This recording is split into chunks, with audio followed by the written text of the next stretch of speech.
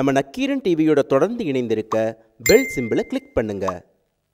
2011ஆம் ஆண்டு சட்டமன்ற தேர்தலில் அதிமுக ஆட்சியை பிடித்தவுடன் கொடநாட்டில் கொடநாடு காட்சி முனையில் ஒரு ஏடிஎம் சென்டரை திறக்க அன்றைய தமிழக முதல்வர் ஜெயலலிதா ஆணையிட்டார். அதன்படி ஏடிஎம் சென்டர் அமைப்பதற்கான பணிகள் முடுக்கிவிடப்பட்டு வெகு விரைவிலேயே ஏடிஎம் சென்டர் திறப்பு விழாவும் அரங்கேறியது. அவ்விழாவில் ஜெயலலிதாவே கலந்து கொண்டார் என்பதுதான் கூடுதல் சிறப்பம்சம். எல்லா ஊடகங்களும் ஜெயலலிதா அந்த விழாவில் என்ன பேச போகிறார் என்பதை உற்று கவனித்துக் கொண்டிருந்தன. ஜெயலலிதா மைக் பிடித்தார். எல்லா ஊடகங்களும் அந்த மைக்கில் ஒட்டிக்கொண்டன. இங்குள்ள தொழிலாளர்களுக்கு வேண்டியே இந்த ஏடிஎம் சென்டரை நான் திறந்து வைத்தேன். அந்த ஏழை தொழிலாளர்கள் இந்த ஏடிஎம்மை திறந்து வைப்பதால் சந்தோஷப்படுகிறார்கள். அவர்கள் சந்தோஷம்தான் எனக்கு முக்கியம் என ஜெயலலிதா சில கதைகளை சொன்னார். அதில் நமக்கு சொன்ன கதை, அதாவது மக்களுக்கு சொன்ன கதை, ஓர் ஊரில் பணக்கார சிறுமி ஒருத்தி இருந்தாள். அந்த சிறுமி தன் அப்பாவோடு காரில் ஏறிக்கொண்டு ஒரு பொம்மை கடைக்கு சென்றாள். பணக்காரர்கள் மட்டுமே நுழையக்கூடிய கடை அது. அந்த பணக்கார சிறுமி தனக்கு வேண்டிய பொம்மைகளை வாங்கிக் கொண்டே இருந்தாள். அப்போது அந்த கடைக்குள் ஏழை சிறுமி ஒருத்தி படிக்காத தன் அப்பாவை கூட்டிக் கொண்டு வந்ததை அந்த பணக்கார சிறுமி பார்க்கிறாள். அந்த ஏழை சிறுமி, அப்பா, நான் இந்த பொம்மையை எடுத்துக்கிறேன் என சொல்லிய போது தன் சட்டைப்பையை பார்த்துவிட்டு, இல்லம்மா, வேற ஏதாவது பொம்மையை எடு என சொன்னார்.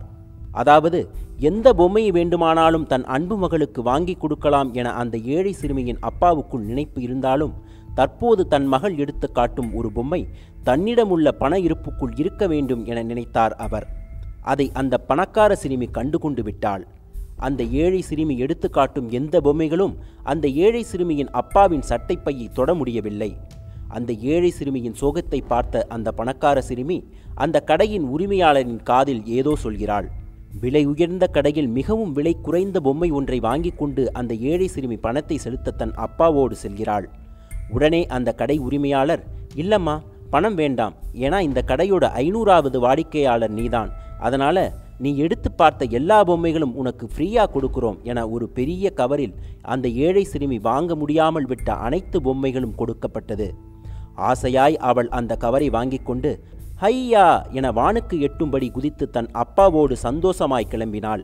அதை பார்த்து சந்தோஷம் கொண்ட அந்த பணக்கார சிறுமி அந்த கடைக்காரரிடம் அந்த ஏழை சிறுமி வாங்கிய பொம்மைகளுக்கு உரிய பணத்தை கொடுத்துவிட்டு தான் பொம்மைகள் வாங்கிய சந்தோஷத்தை விடவும் அந்த ஏழை சிறுமிக்கு பொம்மைகள் வாங்கி கொடுத்ததே மிகப்பெரிய சந்தோஷமாய் நினைத்து உற்சாகமாய் தன் அப்பாவோடு காரில் ஏறி கிளம்பினாள்.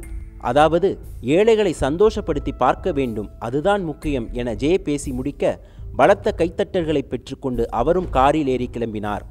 இந்த கதையை சொன்ன ஜேவிற்கே நமது நக்கீரன் ஒரு கதையை சொன்னது. ஆமாம் அம்மா, நீங்க சொன்ன அந்த பணக்கார சிறுமி கதை எனக்கு ரொம்ப பிடித்திருக்கிறது. அந்த கதையில் வரும் ஏழை சிறுமியைப் போல உங்கள் கொடநாடு பங்களாவிற்கு பின்னால் வசிக்கும் அண்ணா நகர் மக்களான நாங்கள்தான் பேசுகிறோம். நீங்கள் கொடநாடு பங்களாவை வாங்குவதற்கு முன்பிருந்தே நாங்கள் காலம் காலமாய் பயன்படுத்தி கொண்டு வந்த வழியை நீங்கள் இப்போது மறித்து விட்டீர்கள். அந்த வழியை திறந்துவிட சொல்லி நாங்கள் கேட்டபோதெல்லாம் நீங்கள் வழிவிட மாட்டேன் என்கிறீர்கள். இந்த வழியை நீங்கள் தடுத்து விட்டதால் எங்கள் குழந்தைகள் 3 கிலோமீட்டர் தூரம் விலங்குகள் நடமாடும் காட்டுப்பகுதிக்குள் நடந்து செல்ல வேண்டியிருக்கிறது. அதை சொன்னாலும் கேட்காத உங்களை எதிர்த்து நாங்கள் உயர்நீதிமன்றத்தில் வழக்கு தொடர்ந்தோம். நீதிமன்றமும் அண்ணாநகர் மக்களுக்கு வழிவிட வேண்டும் என்று உத்தரவிட்ட பின்னரும் நீங்கள் வழிவிட மறுக்கிறீர்கள் அம்மா. நீங்கள் சொல்லிய கதையில் வரும் அந்த பணக்கார சிறுமி நீங்கள்தான் அம்மா. நாங்கள் தான் அந்த ஏழை சிறுமி. எங்களுக்கு அந்த வழியை திறந்துவிட்டு இந்த ஏழைகளை சந்தோஷப்படுத்தி பாருங்கள் அம்மா என அண்ணாநகர் மக்கள் கேட்பது ஜேவின் காதுகளுக்கு கேட்குமா என நக்கீரன் கேட்டது. மிக பிரசித்தம் பெற்றது ஜேவுக்கு நக்கீரன் சொன்ன கதை. அந்த நக்கீரன் இதழ் வெளிவந்த போது படித்தவர்கள் அனைவருமே நெஞ்சுருகி போயினர். அந்த அண்ணாநகர் மக்களுக்கு வழிவிட வேண்டும் என்று பல தரப்பிலிருந்தும் குரல்கள் ஒலித்தன. ஆனால் ஏழைகளை சந்தோஷப்படுத்தி பார்க்க வேண்டிய பணக்கார சிறுமியான அவர் இறக்கும் வரையிலும் ஏழை சிறுமிகளான அண்ணாநகர் மக்கள் கேட்ட வழியை திறந்துவிடவே இல்லை. ஜெயலலிதாவின் மறைவு எந்த வழியில் நடந்திருக்கும் என எழுப்பப்படும் கேள்விகளுக்கு விடை இல்லாததைப் போலவே அண்ணாநகர் மக்கள் கேட்கும் வழிக்கும் இப்போது வரை விடை கிடைக்கவே இல்லை.